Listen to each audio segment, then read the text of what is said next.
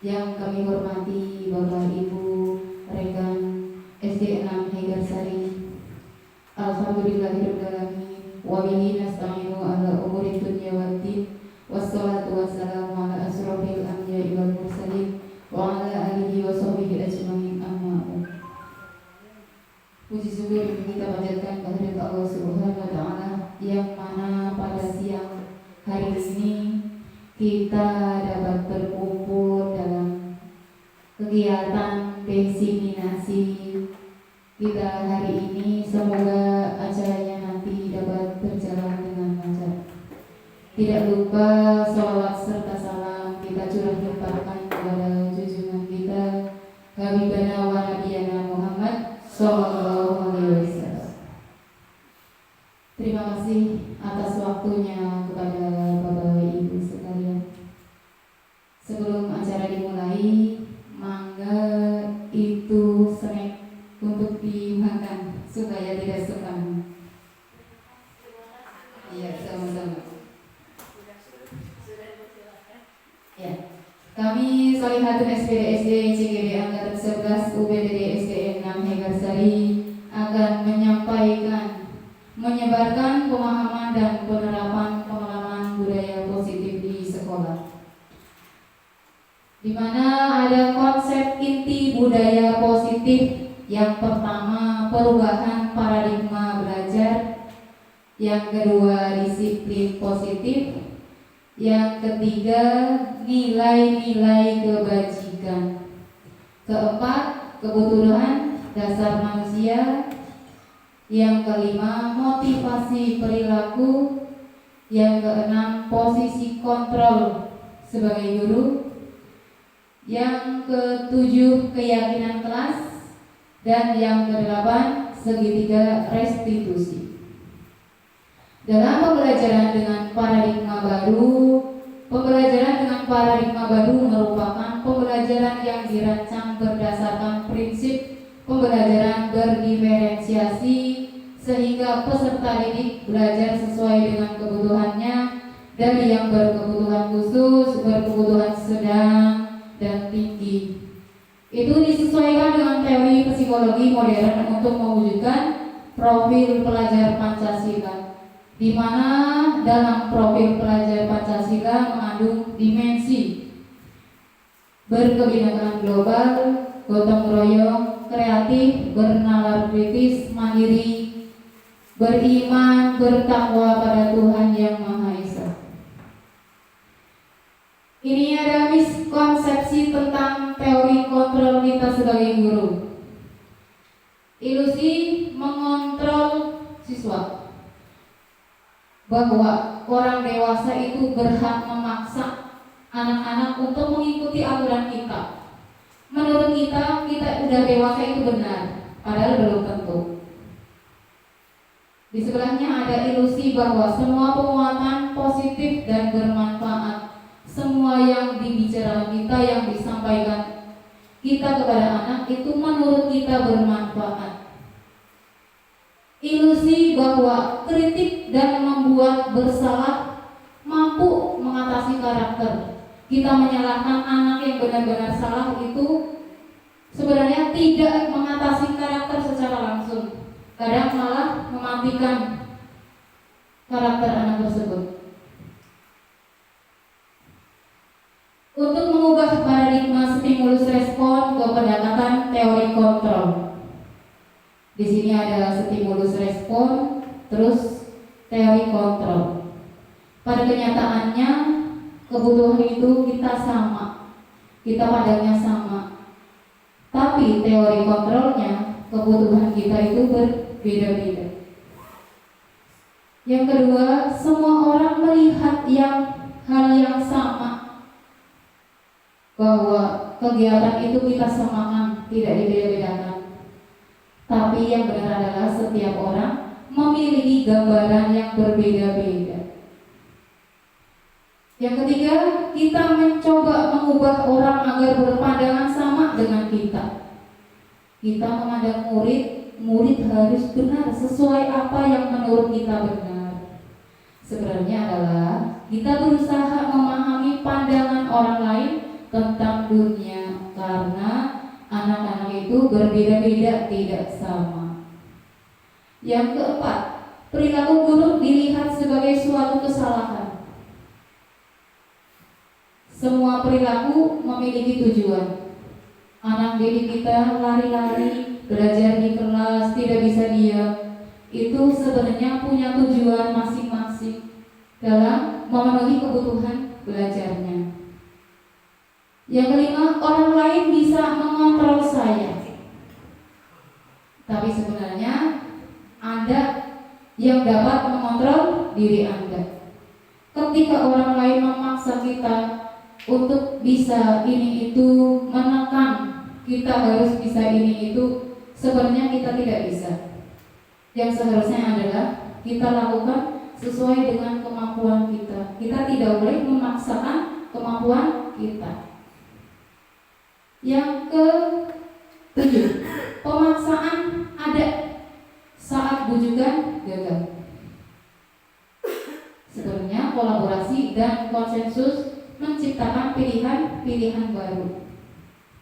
Misalkan kita merayu anak lomba, kamu ikut lomba ya, ini itu, tapi gagal, nggak mau bu, awas kalau nggak mau ikut lomba nanti gak bakalan bisa dapat nilai.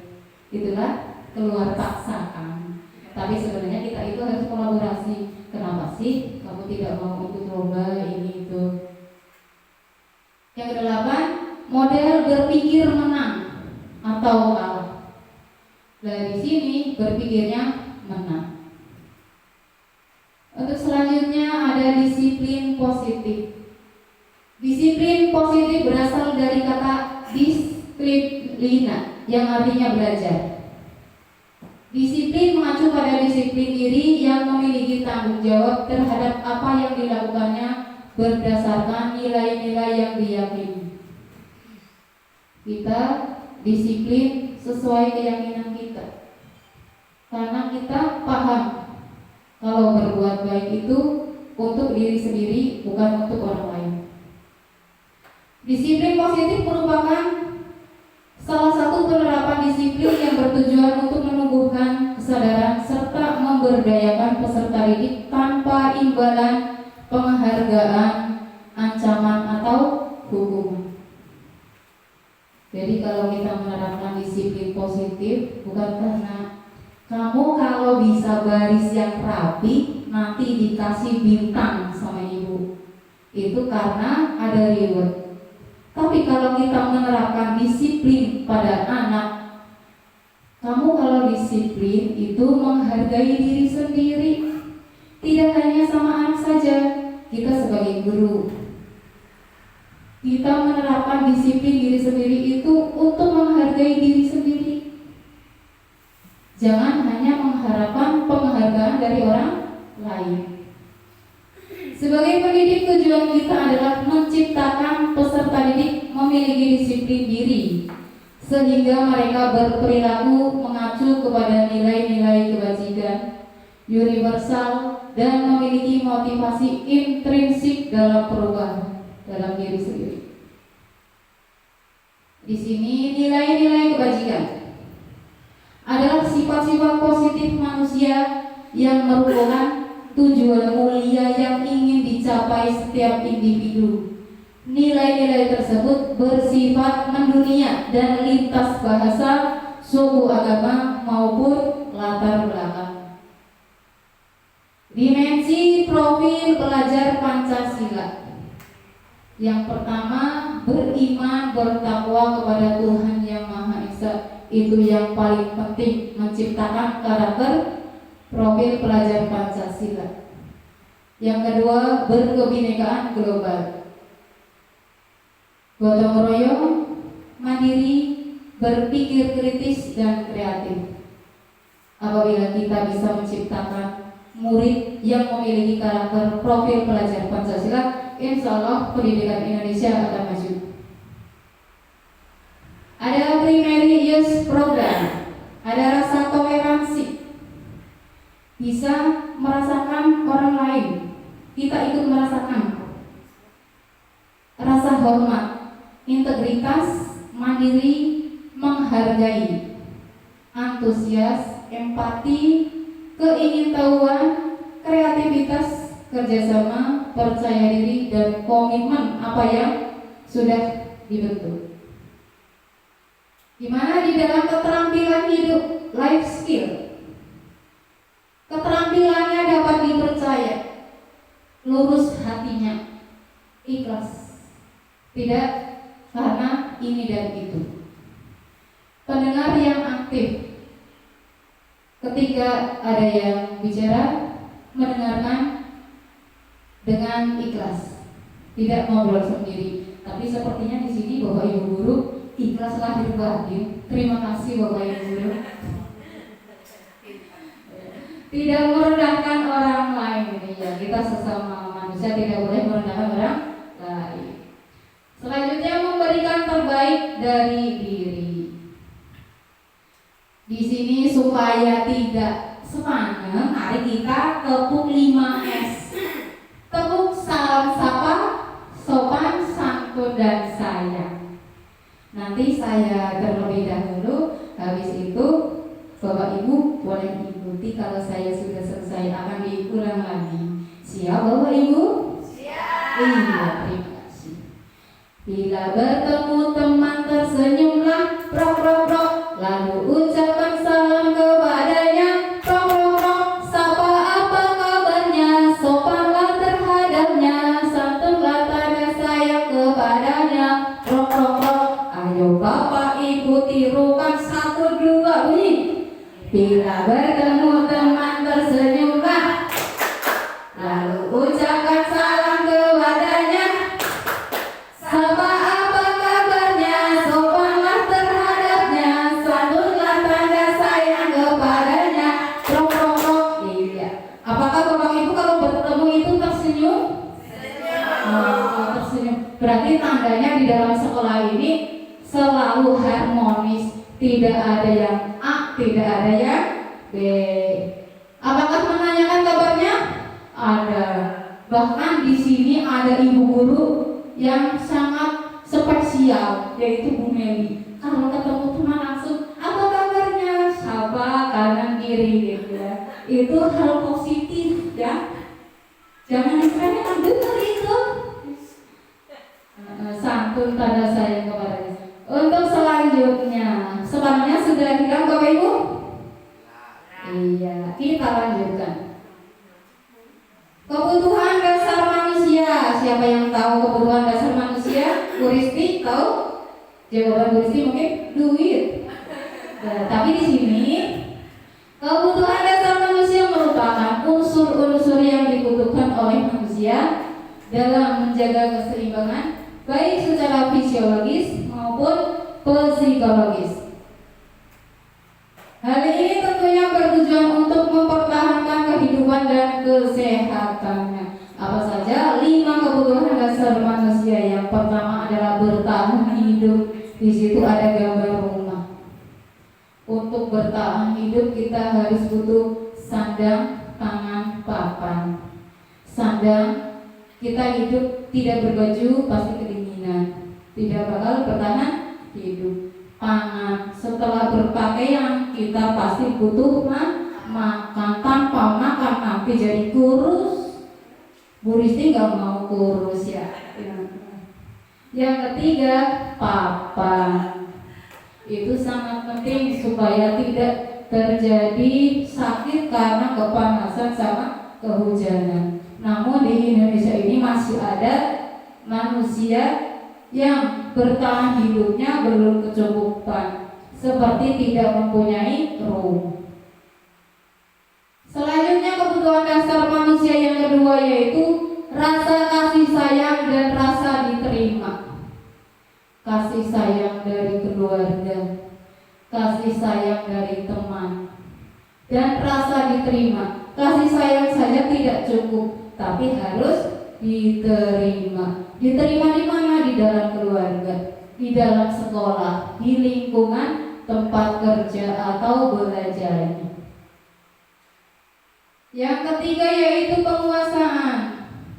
Penguasaan bahwa dirinya itu mampu meningkatkan life skill tadi ya, keterampilan dalam hidupnya, bisa ini, bisa itu. Dia menguasai, tujuannya adalah supaya orang tersebut itu dihargai sama orang lain. Tapi ketika manusia tidak punya life skill, tidak punya keterampilan apapun, apakah manusia tersebut lebih dihargai? Tidak. Sepertinya akan lebih dihargai orang yang mempunyai keterampilan. Ini maksudnya dalam kebutuhan dasar manusia. Selanjutnya, kebutuhan dasar manusianya itu mempunyai kebebasan, di mana makhluk hidup itu memiliki pilihannya sendiri dalam hidup, memiliki tujuannya dalam hidup tanpa dikontrol sama orang lain, tanpa diatur sama orang lain. Jadi bebas ingin memilih hidup yang menurut mereka itu sukses, senang, bahagia. Kebutuhan dasar manusia yang terakhir yaitu kesenangan. Di dalam menciptakan kesenangan ada tertawa, ada belanja, ada naik sepeda yang dari Jikbar sampai ke Wanarja. Capek tapi senang katanya. Itu merupakan kesenangan. Bisa membuat buket seperti Bu Risti, itu kesenangan.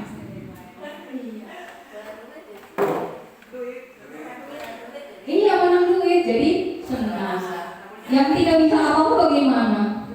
Ya mungkin hanya bisa menjadi konsumen, membeli saja, nggak apa-apa. Iya, banyak uang jadi senang. Selanjutnya ada motivasi perilaku manusia. Nah, motivasi perilaku manusia di sini ada dua.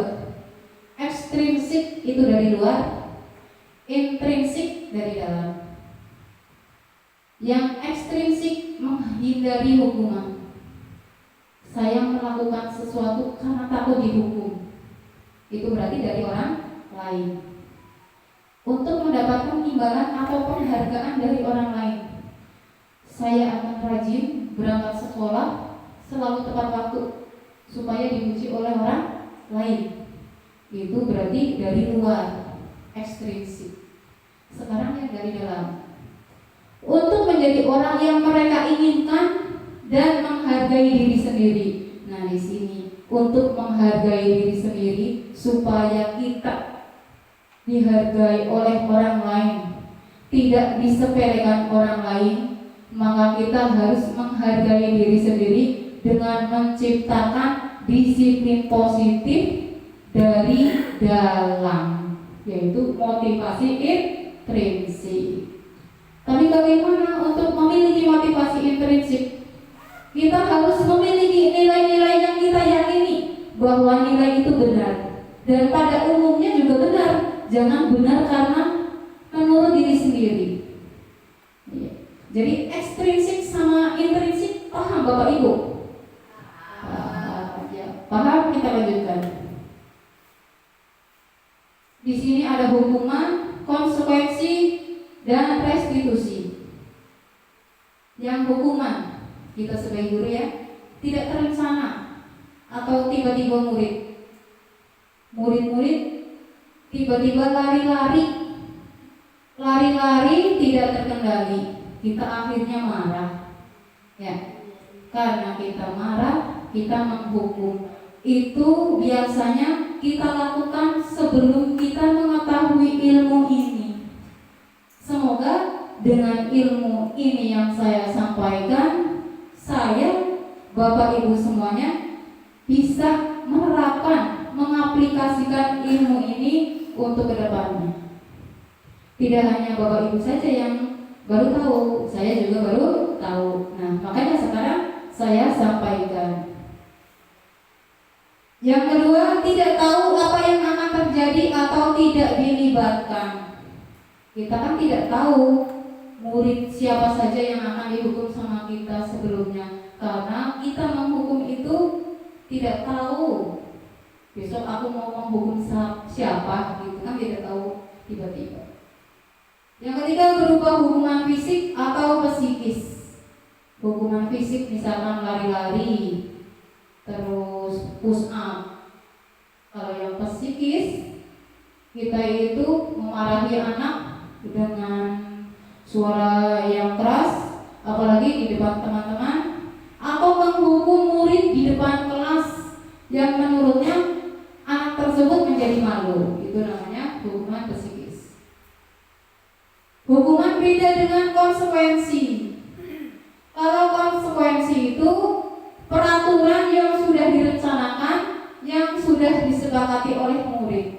Jadi ketika murid sudah mengetahui kesepakatan tersebut, dia melakukan kesalahan atau kita kesalahannya dikasih hukuman, dia tidak mengatakan dia dihukum, tapi dia sudah sadar diri karena dia sudah melanggar aturan.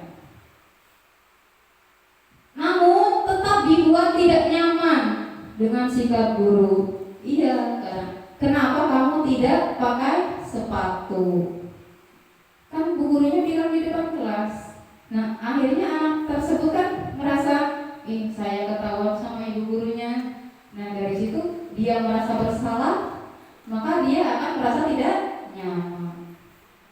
Yang ketiga, selalu memonitor murid. Kita sebagai guru, kalau sudah ada kesempatan, memonitor murid. Dia yang tidak sholat, dia yang tidak pakai sepatu, selalu jadi monitor. Hukuman, konsekuensi, dan restitusi. Restitusi ini lebih baik dari hukuman dan konsekuensi. Di dalam restitusi itu ada proses menciptakan kondisi bagi murid untuk memperbaiki kesalahannya melalui proses. Selanjutnya kita melaksanakan kolaboratif yang mengajarkan murid untuk mencari solusi itu sendiri. Untuk yang keenam, ada 5 posisi kontrol guru. Kalau kemarin sudah disampaikan sama Bu Meli, mungkin ini pemantapan atau pematangan ya. Yang pertama ada penghukum. Pernah Bapak Ibu menjadi penghukum murid? Pernah, saya sendiri juga pernah. Terus yang kedua, membuat merasa bersalah kepada murid. Yang ketiga, sebagai teman. Yang keempat, sebagai pemantau. Dan yang kelima, sebagai manajer. Nah, dari kelima kontrol guru, mana yang lebih baik? Mana yang paling baik? Nah, dari kelima posisi kontrol ini sebenarnya memiliki kelemahan tersendiri. Yang pertama, penghukum.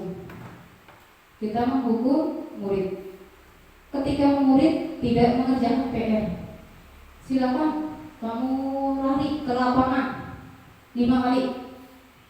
Anak tersebut melaksanakan, namun di dalam benak anak tersebut merasa masih teringat sama gurunya. Dulu saya pernah dihukum sama bu guru itu, sampai capek, saya perutnya sakit. Itu akan teringat sama anak. Yang kedua, pembuat merasa bersalah. Kamu itu tidak bisa apa-apa. Kamu itu sudah tidak dianggap sama bu guru. Nah, ini yang namanya pembuat merasa bersalah. Anak tersebut merasa bersalah, tapi ini akan lebih buruk lagi dari sifat penghukum. Karena dengan kata-kata bapak atau ibu guru tersebut, anak itu sampai dewasa, sampai tua akan terngiang-ngiang. Dulu ketika saya SD pernah diejek sama ibu itu, saya tidak bisa apa-apa dan saya tidak pernah dianggap. Itu yang paling menyakitkan. Selanjutnya teman. Teman kan udah baik? Iya, udah baik. Tapi di dalam teman, di sini kan biasanya tidak memarahi, tidak menghukum. Hanya ayolah bantu ibu atau bapak guru untuk mengikuti peraturan. Namun kelemahannya, anak tersebut akan mengulangi kesalahan dan hanya mematuhi peraturan yang ibu itu sampaikan saja. Dia guru yang A, yang bukan ibu gurunya tidak mau. Itulah kalau posisi kontrol kita sebagai teman. Selanjutnya, posisi kontrol sebagai pemantau. Kita sebagai pemantau, kamu tahu nggak peraturannya apa? Ya, seperti ini, seperti ini. Tapi kelemahannya murid kalau tidak dipantau, dia akan lepas dari peraturan itu. Yang terakhir, manajer. Mungkin dari ke 5, ya. Dari kelima ini yang lebih baik. Sebagai manajer, kita menanyakan masalah pada murid, menstabilkan identitasnya tanpa memalukan di depan kelasnya, terus kita meminta solusinya bagaimana. Coba untuk selanjutnya, contoh penerapan 5 posisi kontrol guru. Kasusnya adalah Risti tidak memakai sepatu saat upacara karena kakinya bengkak mungkin. Iya, di sini saya lihat Bu Risti itu ngantuk, ya. Ya, ini Bu Risti ngantuk nih. Karena Risti tidak memakai sepatu saat upacara, maka ada guru yang menghukum Risti. Silahkan Risti berdiri di depan lapangan sampai upacara selesai. Ya, ini gurunya menghukum. Selanjutnya, membuat merasa bersalah. Sudah berapa kali ibu katakan kepada Risti dan harus memberitahu kamu, kamu selalu saja mengecewakan ibu. Selalu saja mengecewakan ibu, berarti dia telinganya tidak dipakai. Nah, ini menurut Risti, katanya Risti merasa bersalah dan terngiang-ngiang.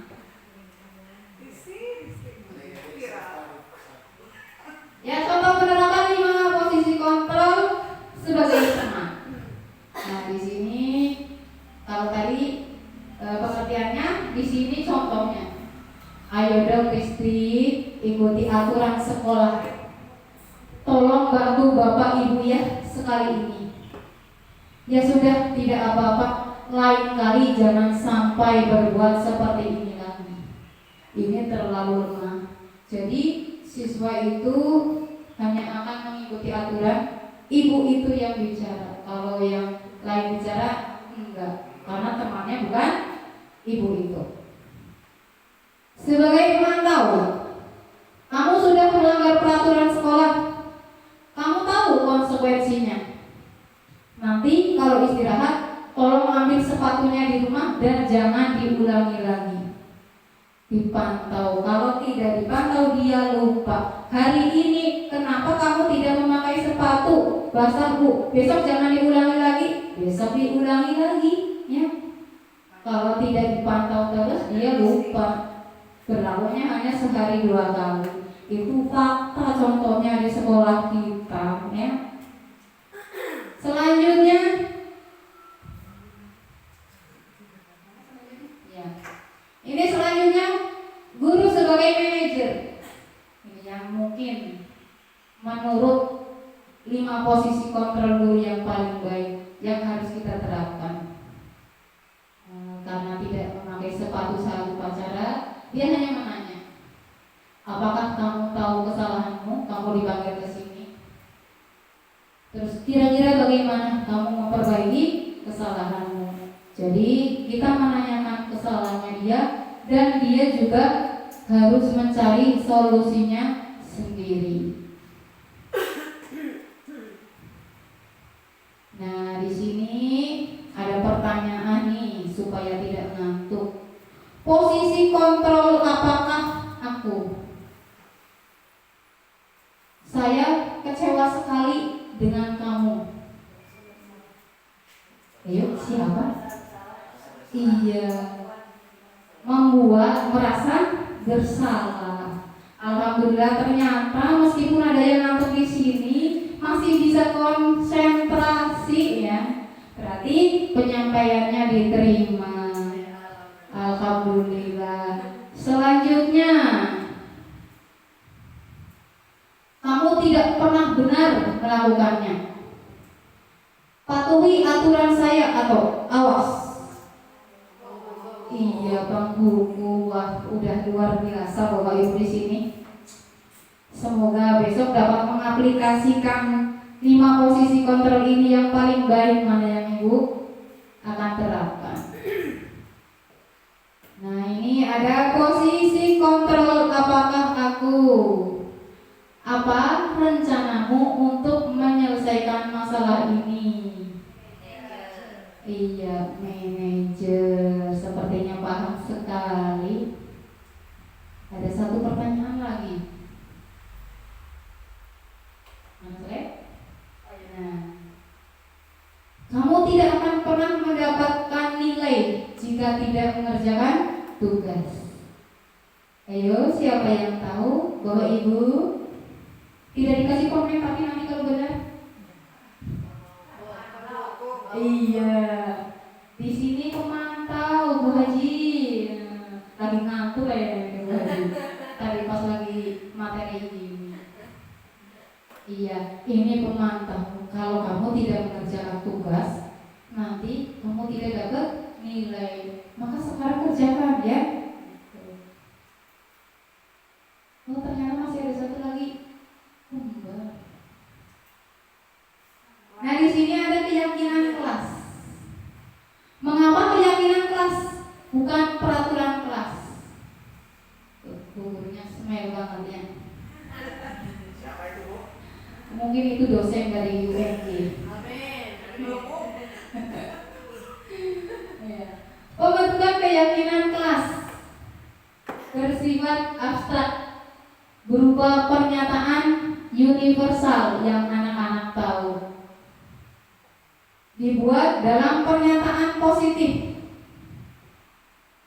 Pernyataan positif kan dari anak-anak. Silakan kalian buat keyakinan kelas yang menurut kamu menginginkan kelasmu seperti apa. Ini bisa dicontoh untuk Bapak Ibu yang belum memiliki keyakinan kelas. Cara membuat keyakinan kelas yang pertama, Bapak Ibu sampaikan kepada anak-anaknya, hari ini kita akan membuat keyakinan kelas. Kamu menginginkan kelasmu seperti apa supaya kamu belajarnya itu tenang. Semua akan dilibatkan. Tapi nanti dalam membuat keyakinan kelas tidak ada kata yang berkata tidak boleh membuang sampah di kolong meja. Nah, kata tidaknya itu dibuang. Buanglah sampah pada tempatnya. Tidak boleh membuli temannya. Berarti kata positifnya jadi saling menyayangi. Tidak boleh ribut ketika temannya sedang maju ke depan. Iya, mendengarkan teman. Dari anak di dalam kelas itu semuanya disuruh menuliskan satu persatu, terus ditempelkan ke depan. Nah, seperti gambar itu tuh, kan ada. Itu menempelkan satu-satu. Setelah menempelkan semuanya, misalkan muridnya itu 20, berarti tempelnya itu 20. Kalau ada sticky note, pakai sticky note. Kalau tidak ada sticky note, mungkin bisa pakai kertas atau ini menulis di board. Selanjutnya dari ke-20 murid itu kita seleksi kata-kata yang sama. Misalkan membuang sampah pada tempatnya, terus mendengarkan temannya, ada lagi sampah dibuang pada tempatnya, bukan di kolong meja. Membuang sampah bukan di kolong meja. Biasanya kan anak-anak akan menuliskan hal-hal yang sama. Kita eliminasi kata-kata yang sama, akhirnya menjadi kata yang bisa diingat sama anak-anak di kelas. Dari yang tadinya besar disedikitkan saja. agar mudah diingat. Misalkan disiplin dalam berpakaian, menjaga kebersihan. Biasanya kan ada bersepatu kalau sekolah, berpakaian yang rapi ke sekolah, datang lebih awal. Itu kan masuknya dalam kedisiplinan. Selanjutnya, sesuaikan dengan kelas dan sekolah sehingga mudah diterapkan. Mengapa harus disesuaikan dengan sekolah? Kalau yang sekolahnya di gunung, kakinya, sepatunya, kalau pagi hujan, kan sepatunya harus disangking ya, tidak dipakai dari rumah. Kita sesuaikan. Kalau misalkan itu di gunung, sepatunya kotor, itu ya sudah wajar.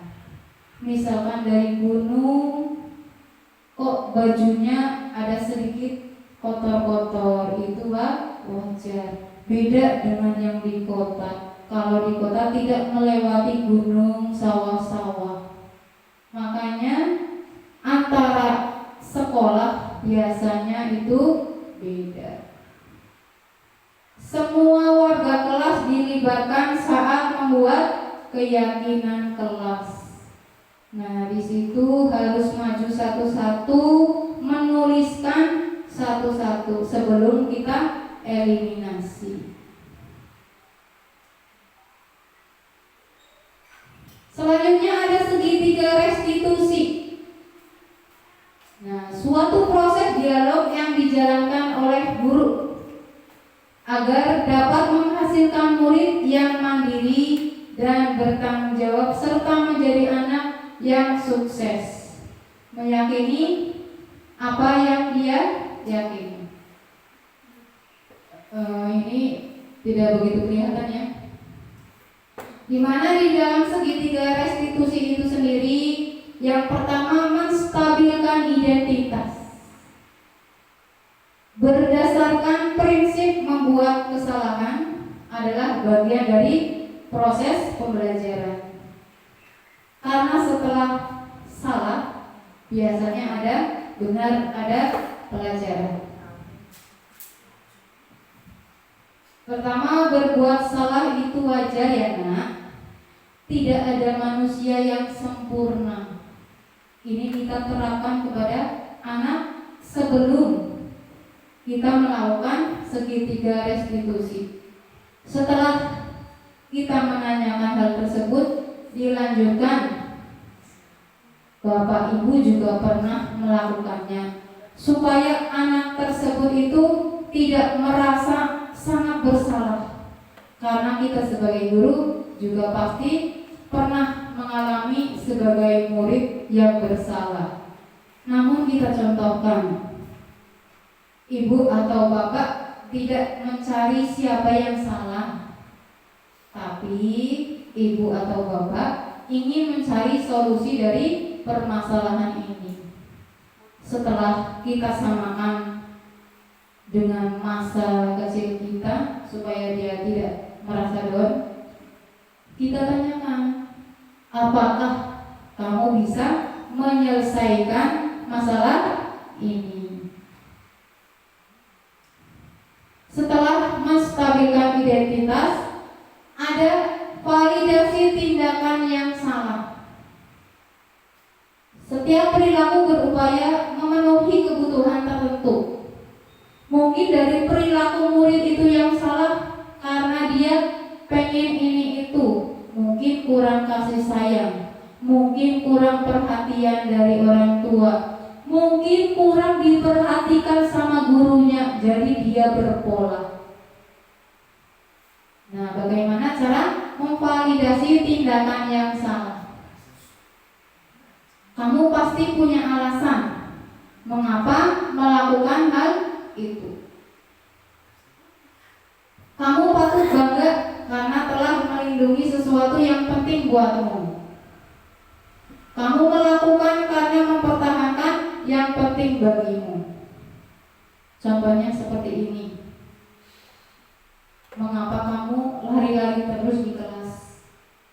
Dia pasti akan menjawab, Bu, saya bosan di kelas. Saya bosan. Nah, dengan jawaban murid saya bosan, berarti kita harus bisa memahami kebutuhan murid tersebut. Supaya murid tersebut tidak bosan, harus apa kita? Mungkin harus ice breaking, mungkin harus kita bercerita atau nyanyi dulu sebentar. Jadi membuang kepenatan anak tersebut. Misalkan ada masalah lagi, mengapa kamu mencuri? Ya, dia setelah ditanya, karena saya uang sakunya kurang, karena saya pengen beli itu. Kita wajib tahu.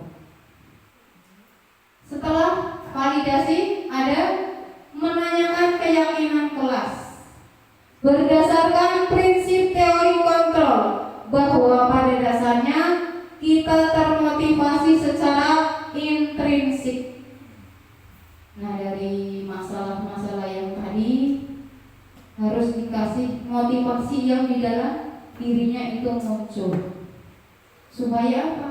Supaya dari kesalahan tersebut, anak tersebut tidak mengulangi kesalahan yang lalu, dan mereka akan mengubah kesalahannya menjadi anak didik yang sukses, yang tahu akan jati dirinya yang lebih baik. Bagaimana cara menanyakan keyakinan kelas? Sebelumnya sudah dibuatkan keyakinan kelas masing-masing. Kita tinggal tanyakan aja kepada muridnya. Apakah kamu tahu keyakinan kelas kita? Pasti anak tersebut akan menjawab tahu. Terus nilai-nilai apa yang telah disepakati bersama? Setelah itu, apakah kamu sudah sesuai dengan keyakinan kelas kita? Kalau mereka merasa bersalah, mereka pasti akan menjawab tidak. Dia akan sudah merasa kalau dirinya itu salah. Selanjutnya bagaimana?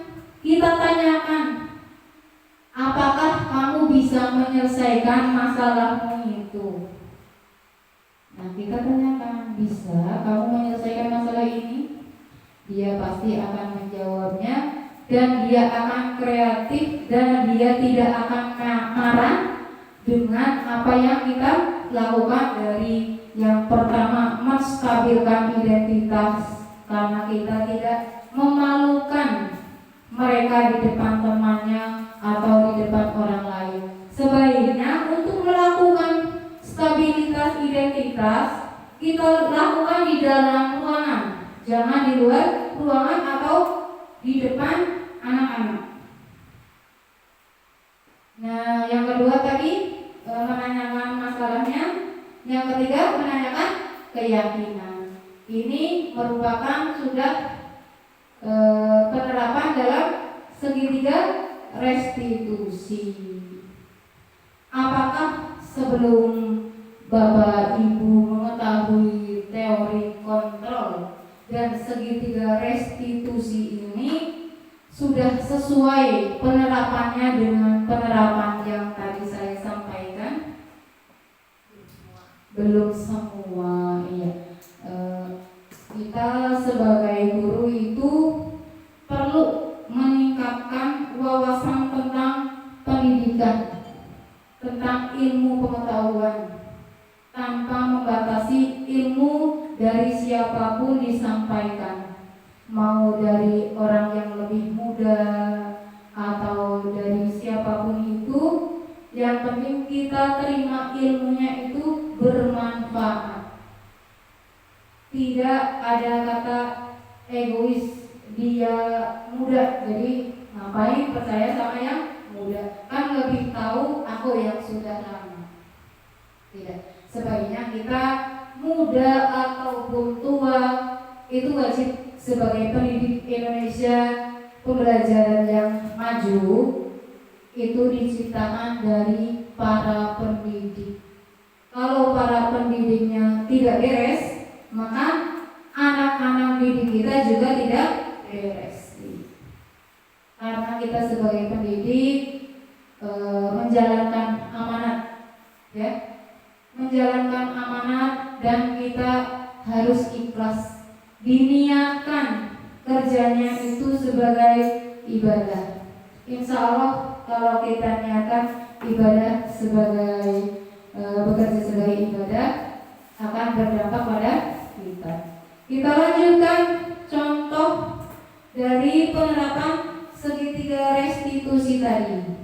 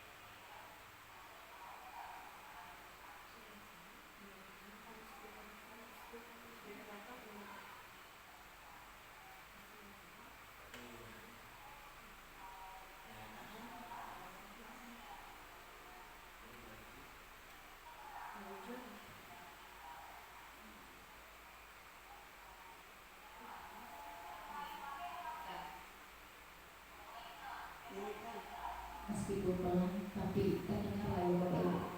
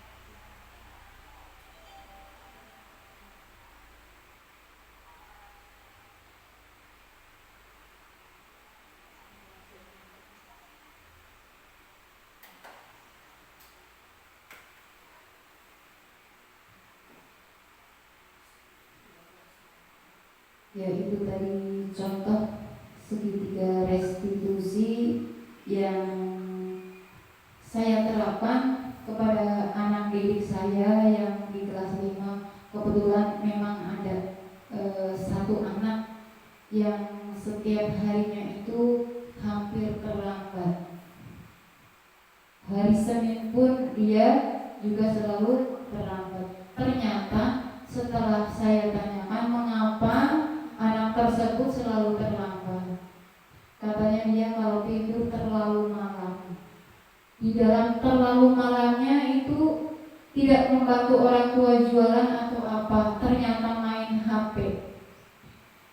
Main HP-nya tidak terkontrol, mungkin karena kedua orang tuanya sibuk kerja, yang satu di toko, yang satu di konveksi. Dia di rumah sendirian main HP tanpa kontrol, dan akhirnya sampai di pelajaran pun ketika saya menjelaskan pembelajaran matematika, dia tidak paham. Dia tidak pahamnya karena dia tidak pintar, tapi karena dia ada masalah dengan matanya. Jadi kalau nulis dia harus ke depan. Tapi alhamdulillah hari ini sudah saya sampaikan kepada orang tuanya bahwa anak tersebut itu mengalami masalah dengan penglihatannya, dan kata orang tuanya akan diperiksakan. Nah, setelah tadi melihat penerapan segitiga restitusi, mungkin dari Bapak atau Ibu bisa menyampaikan pendapat atau ada usulan.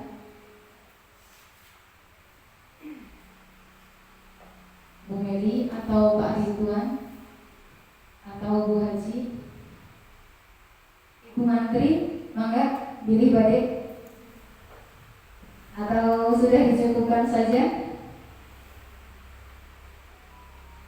Ayo Bu Meli mencoba. Bagaimana dengan penerapan itu segitiga restitusi yang saya sampaikan tadi? Menanggapi. Silakan untuk maju ke depan.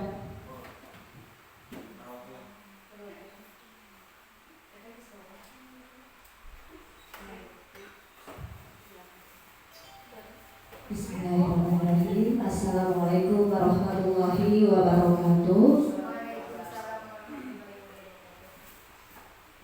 Terima kasih kepada Ibu Solihatul yang sudah memberikan kesempatan untuk saya mewakili rekan-rekan untuk menanggapi penerapan segitiga restitusi yang sudah dilaksanakan oleh Ibu Solihatul. Itu alhamdulillah sudah bagus, sudah baik, sudah sesuai dengan tahapan-tahapannya. Di sana saya lihat tadi, saya simak dan saya perhatikan sudah ada ketiga tahapnya. Dan dari pelaksanaan atau penerapan segitiga restitusi tersebut, siswa sudah mengemukakan bukan kesalahannya apa yang dilakukannya, kemudian menyadari akan kesalahan yang kami perbuatnya, kemudian alasan apa anak tersebut melakukan kesalahan tersebut, dan di akhir tadi pada saat di tahap terakhir sudah ada solusi dari siswa itu sendiri untuk memperbaiki kesalahannya. Dan secara umum, secara garis besar, penerapan segitiga restitusi yang dilaksanakan oleh Ibu Solihatul sudah sesuai dengan tahapannya. Terima kasih, itu saja yang bisa saya sampaikan untuk menanggapi video yang telah saya simak tadi. Terima kasih. Wassalamualaikum warahmatullahi wabarakatuh. Waalaikumsalam warahmatullahi wabarakatuh. Terima kasih kepada Bu Meli yang sudah melakukan tanggapan terhadap penerapan segitiga restitusi di kelas kami. Untuk selanjutnya, terima kasih kepada Bapak Ibu semua yang sudah mengikuti materi yang saya sampaikan. Alhamdulillah hari ini ternyata setelah kami lontarkan pertanyaan satu persatu dapat menjawabnya. Berarti menurut saya itu Bapak Ibu telah menyimak dengan benar dan dengan penuh semangat, ikhlas. Jadi akhirnya sampai pada buktinya tadi Bu Meli sendiri menanggapi, dan itu sesuai dengan penerapan segitiga restitusi yang tadi ada pada video tersebut sudah sesuai. Dan Bu Meli pun sangat memahami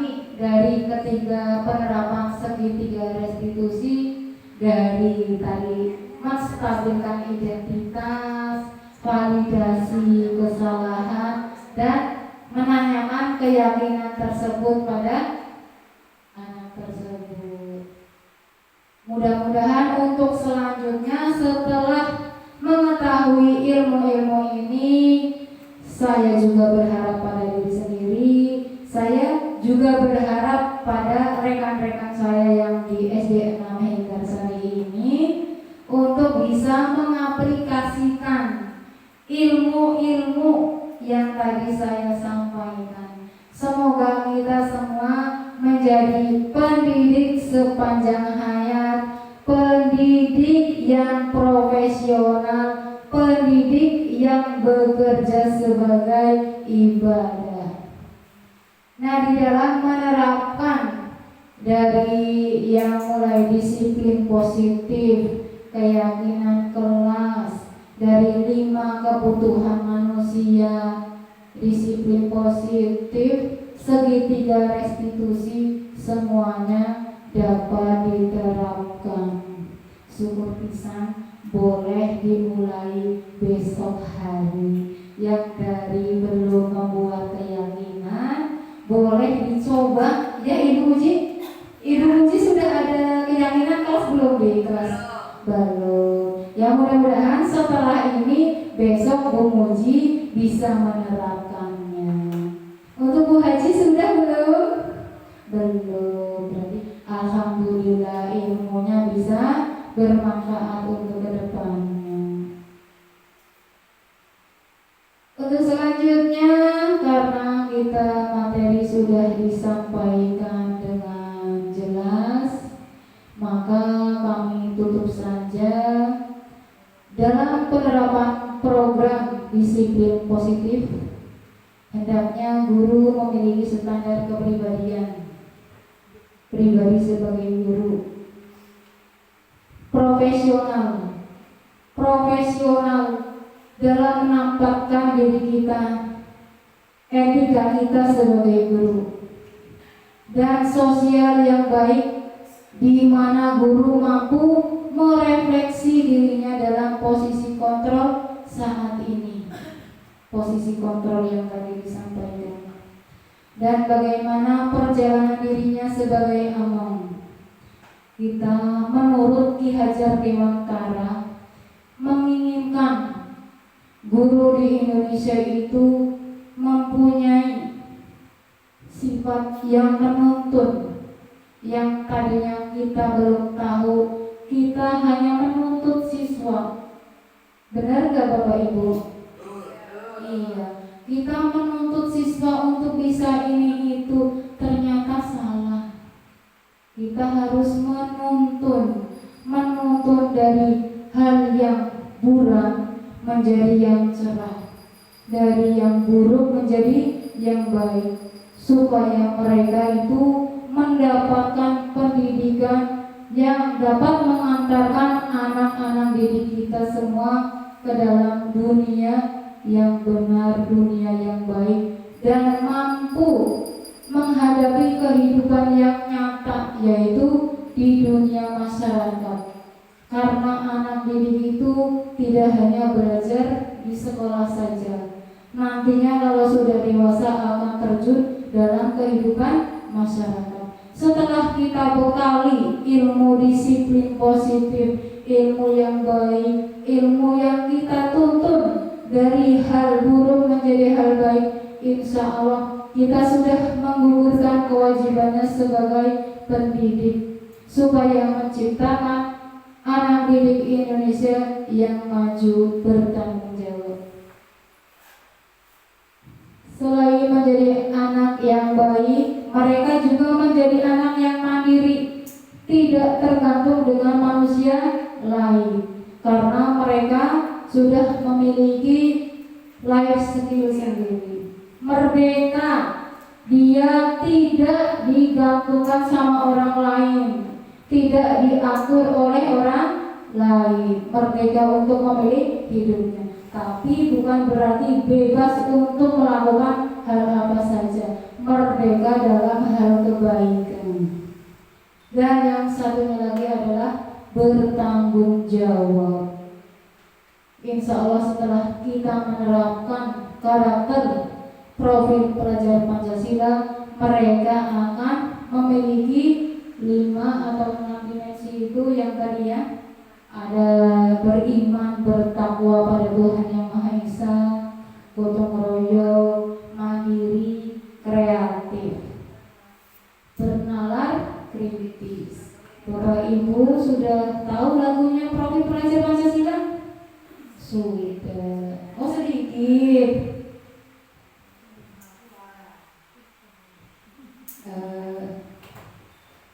Sedikit.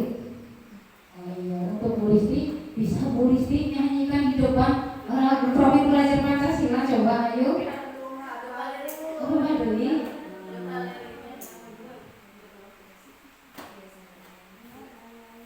Ya, itulah materi yang dapat saya sampaikan. Kalau tadi lagu profil pelajar Pancasilanya baru tahu sedikit, besok dimatangkan lagi, besok aplikasikan lagi kepada murid-muridnya, kepada Bapak Ibu guru hebat, kepada Ibu Menteri. Terima kasih atas kesediaan waktunya hari ini.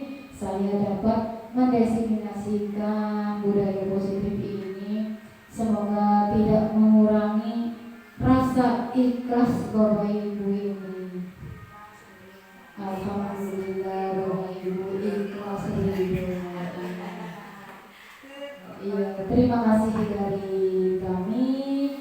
Akhir kali wabillahi taufiq wal hidayah. Wassalamualaikum warahmatullahi wabarakatuh.